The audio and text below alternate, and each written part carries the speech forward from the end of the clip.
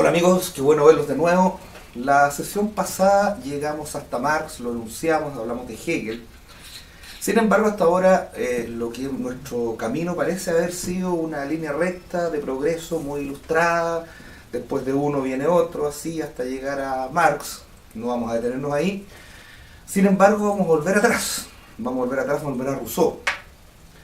Vamos a volver atrás porque en este recorrido que hicimos, lo primero fue tener puesta la tesis, es decir, lo afirmativo de lo que fue desde principalmente Descartes hasta llegar a Marx, lo que fue la Ilustración, porque todo esto está dentro del contexto de la Ilustración. Sin embargo, la Ilustración, entendiéndola en términos dialécticos, ¿se acuerdan esto de tesis-antítesis al estilo hegeliano? La Ilustración tuvo su opuesto. La Ilustración no fue un proceso libre de conflictos. Y ahora vamos a analizar el conflicto que causó la Ilustración, y aunque no lo crean, el primero que causa el conflicto ilustrado es ni más ni menos que Rousseau. El buen Jean-Jacques Rousseau, autor del Contrato Social y de varias obras que son la base del sistema político actual, escribió un texto que se llamó, este texto, Discurso sobre el origen y los fundamentos de la desigualdad entre los hombres. Este texto ganó un premio y fue publicado por la Academia de Dijon y fue sumamente aplaudido por todo el mundo, menos por otra persona que también mencionamos, que es Voltaire. A Voltaire no le gustó este texto de Rousseau y tenía sus razones. Porque en este texto Rousseau afirma que el ser humano nace bueno y que la sociedad lo corrompe, que es lo más conocido. Los niños nacen puros, viene todo el mito del buen salvaje. Ahora, si ustedes lo piensan, ¿qué es lo que decía la Ilustración? La Ilustración decía, atrévete a saber, pero ¿qué pasa si el hombre primigenio es mejor que el hombre ilustrado? Voltaire advirtió este problema y le dijo a Rousseau, usted lo que quiere es que nosotros volvamos a caminar en cuatro patas. Bueno, este movimiento iniciado por Rousseau con este texto tuvo eco primero que nada en la poesía, en el arte, y fue lo que se llamó el romanticismo. El romanticismo fue una forma de rebeldía a la Ilustración.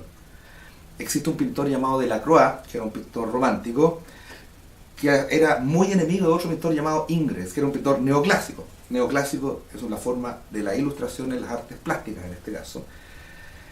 Y Ingres decía que nuestro querido amigo Delacroix, que pintó la muerte de Sardanápalo, que Sardanápalo fue un rey que cuando estaba su ciudad sitiada hizo el tremendo carrete con harto copete, con una tremenda orgía, y cuando los enemigos estaban a las puertas ordenó a sus esclavos que los degollaran a él y a todos los que estaban en ese carrete, porque dijo, bueno, ya que va a morir, muramos carreteando.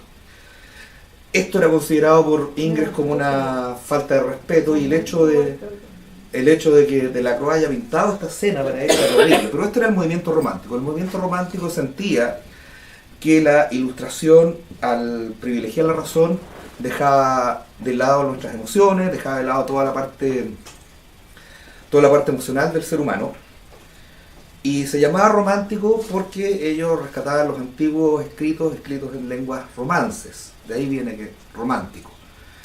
Ahora, el romanticismo se expresa primero que nada en el arte, y una novela romántica por excelencia, por ejemplo, es el Frankenstein de Mary Shelley.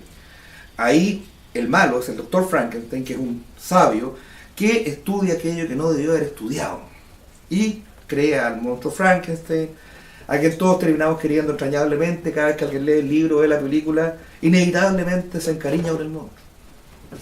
¿Es verdad? Eso sucedió. Bueno, este movimiento romántico, que se expresa principalmente en el arte, empieza también a tener su eco en la filosofía. Primero con Schopenhauer. Si bien Schopenhauer también es un ilustrado, Schopenhauer es un estudioso de Kant, y Schopenhauer dice que Kant, cuando dice que no podemos conocer la cosa en sí, olvida un detalle, que nosotros también somos cosas en sí, y si nosotros queremos conocer el en sí de las cosas, tenemos que saber quiénes somos. Y es así que él descubre que lo que nosotros somos principalmente es voluntad, deseo, y escribe un libro él escribió dos libros principalmente, que uno de ellos es El mundo como voluntad de representación, y después los otros libros que son Parerga y Papilomena, que son una serie de escritos. Ahora son dos libros, pero dos libros enormes. Los dos libros son muy grandes. Se demoró mucho tiempo en escribir. Cuando él dice que el mundo es voluntad y representación, está diciendo que la razón no es la única manera de conocer el mundo.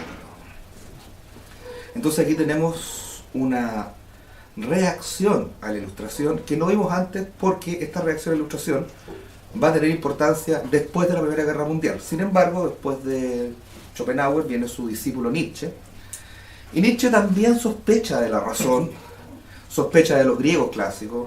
Nietzsche dice: estos griegos tenían una serie de problemas, eran unos decadentes, despotrica contra Sócrates, despotrica contra el mismísimo Jesús, contra Pablo más bien, en un famoso libro llamado El Anticristo. ¿Y qué dice Nietzsche? Lo más importante de todo esto está en un texto bastante pequeño que se llama Acerca de la verdad y la mentira en sentido extramoral, que es un texto que, gracias a la magia de la red, si dejan de ver porquerías pueden encontrarlo. Está, hay varias versiones, la mayoría bastante buenas. Y en este texto él dice que no existe la verdad, que la verdad es una mera metáfora. Esto es un problema. ¿Cómo dice él que no existe la verdad? Bueno, dice, lo primero es que tenemos un estímulo nervioso que se transforma en imagen, que eso es lo que nosotros vemos, ya sea una imagen auditiva, lo que sea, y esta imagen se transforma en palabra. Pero eso no quiere decir que lo que nosotros percibimos sea verdad. Así, por ejemplo, si yo tomo una taza a vaso, como esta, y yo digo esto es un vaso, quiere decir que la estoy comparando con una suerte de vaso universal, que sería el padre de todos los vasos, pero eso no existe. Esto es una mera metáfora, esto no existe la verdad. Esto genera una serie de problemas de los cuales se van a hacer cargo filósofos como Husserl y Heidegger y Gadamer. Sin embargo, eso viene mucho después, porque a nuestro querido amigo Nietzsche, en una primera instancia, nadie lo pesca mucho, porque ¿qué estaba pasando? Estábamos, como decíamos la vez pasada, en el optimismo, en la Ilustración, estábamos en todo esto de la buena onda, del positivismo, vamos a llegar a conocerlo todo, no va a ser necesaria la fe porque vamos a saber que existe Dios, que era lo que decía Augusto Comte, dentro de todo eso. Y bueno, dentro de la Ilustración estaba el capitalismo y el marxismo, que a nosotros ahora nos parecen opuestos, pero ambas ideas son ilustradas, porque ambas ideas creen en el progreso. Que tengan nociones distintas en lo que es el progreso es otra cosa, pero son nociones ilustradas. Ahora bien, como decía, a Nietzsche y a toda esta gente no la pescó nadie. Sin embargo, ya entrando en el siglo XX, apareció una cosa terrible que fue, primero, la Primera Guerra Mundial. En la Primera Guerra Mundial, la razón transformó la guerra en una guerra mecanizada. Entonces ahí empezó la primera desconfianza en la razón. Aparece la escuela de Frankfurt, y la escuela de Frankfurt es algo bien interesante. La escuela de Frankfurt es una mezcla de marxismo con psicoanálisis. ¿Qué quiere decir esto? Que por un lado está la forma de ver la historia de Marx, y por otro lado está el psicoanálisis, que reconoce la existencia del inconsciente, que reconoce la existencia de apetitos no racionales en el hombre. La escuela de Frankfurt en este sentido se aparta de lo que es la ortodoxia marxista tradicional, ya no comparte el proyecto comunista, sin embargo sí mantiene el método de análisis marxista, sumado a psicoanálisis. Esta escuela de Frankfurt duró muy poco en Frankfurt, porque después llegó este caballero que era don Adolfo Hitler, y no le gustaba que hubiera marxistas, menos gente como Walter Benjamin, Horkheimer y Adorno, que además de ser marxistas eran judíos. Entonces era bien complicado, y esta gente terminó arrancando, normalmente terminaron en Estados Unidos. De ahí que el mejor marxismo que hay teórico está en Estados Unidos desde entonces. Ahora, bueno, el caso es que la escuela de Frankfurt produjo un texto escrito por Adorno y Horkheimer que se llamó La dialéctica de la ilustración, en donde se preguntan cuál es el rol de la razón, si la razón produjo racionalmente algo así como el Holocausto judío. Luego se empieza a desconfiar de la razón. Ahora bien, cuando nosotros hablamos de romanticismo, nosotros pensamos en cosas bonitas, besos, abrazos, poesía y todas esas cosas, pero ¿saben ustedes quién era romántico? Adolf Hitler. Adolfo Hitler era un romántico. Su visión del mundo no está basada en la razón, está basada en los sentimientos, la supremacía de la raza aria, Kuchen, Strudel, etcétera, etcétera. Lo mismo Mussolini, también Mussolini quería restaurar la grandeza del Imperio Romano, pero más que un proyecto político, más que una idea económica, lo que había era mero romanticismo, mero apelar a las emociones.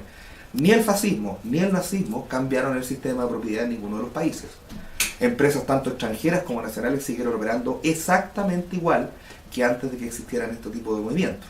Estos movimientos dominaban a través del sentimiento, no a través de la razón, y eso es romanticismo. Cuando ocurre esto, entre medio ya mencionamos a Freud. Freud dijo que no había leído a Nietzsche, pero se parece mucho. Freud descubre el inconsciente. Lo dijo. Y era amigo de Andrea Salomé, que había sido polola de Nietzsche. En realidad no fue polola de Nietzsche. Nietzsche quiso que pololara con él y se casara con él, pero no resultó porque Nietzsche no tenía muy buena suerte con las mujeres. Pero parece otro filósofo que conozco. Pero lo conocía.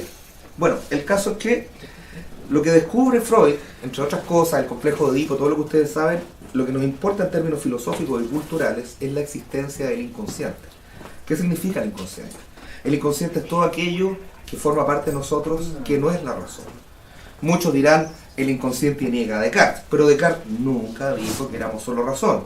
Cuando él dijo, ¿qué soy yo? Yo soy una cosa que piensa, una cosa que quiere, una cosa que desea, una cosa que... etcétera, etcétera. Sin embargo, los descendientes, por así llamarlo, intelectuales de Descartes, redujeron al hombre a la razón, y eso fue lo que conocimos como ilustración. Bueno, ahora resulta que la razón como tal comienza a ser cuestionada. Todo este desarrollo que vimos de Descartes hasta llegar incluso a Marx empieza a ser cuestionado, sobre todo después del periodo entre guerras. Toda esta filosofía de la que estamos hablando fue antes, sin embargo, como les digo, no fue tomada muy en serio hasta después de la Primera Guerra Mundial, cuando empezó una desconfianza en la razón. Si la razón puede producir estos monstruos, ¿podemos realmente confiar en ella? La Escuela de Frankfurt distinguía entre una razón instrumental, que es una razón que estaba netamente al servicio de cualquier cosa, de la sin razón, y una razón sustantiva, que era capaz de dar una reflexión ética. Y para esto recurría al viejo Kant, porque en Kant la razón es el fundamento de la moral. Ahora, cuando hablamos de moral, mucha gente piensa en tocarse los genitales y quién se acuesta con quién, pero en realidad es una parte bastante poco relevante de la moral. La parte relevante de la moral, cuando no la tratan los sacerdotes ni la gente del clero, es básicamente evitar que los seres humanos nos matemos unos a otros. Eso es lo más importante de la moral, y tiene que ser más importante que el derecho, porque el derecho primero se fundamenta en la moral, y además no siempre los pagos nos están mirando. Entonces de repente uno tiene que tener la mínima confianza cuando se sienta a otra persona, si alguien se enoja con uno, que no lo vaya a matar. Es importante ese detalle. Bueno, la moral es una forma de convivir unos con otros, y tiene bastante poco que ver con quién se acuesta con quién. O sea, eso es lo menos importante del derecho moral. Que a mí me gusta decirlo porque cuando uno dice moral, la gente inmediatamente piensa, no, el aborto, no, sí también, pero es lo que menos importa. No robar, por ejemplo, es mucho más importante desde el punto de vista moral que con quién te acostaste anoche. Eso importa mucho menos.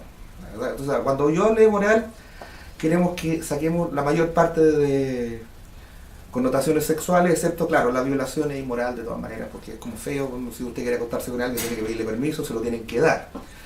Pero que eso es un respeto del ser humano como ser racional. Bueno, eso es lo que dice la Escuela de Frankfurt. Sin embargo, esto no fue así, y se inicia un debate sobre la razón.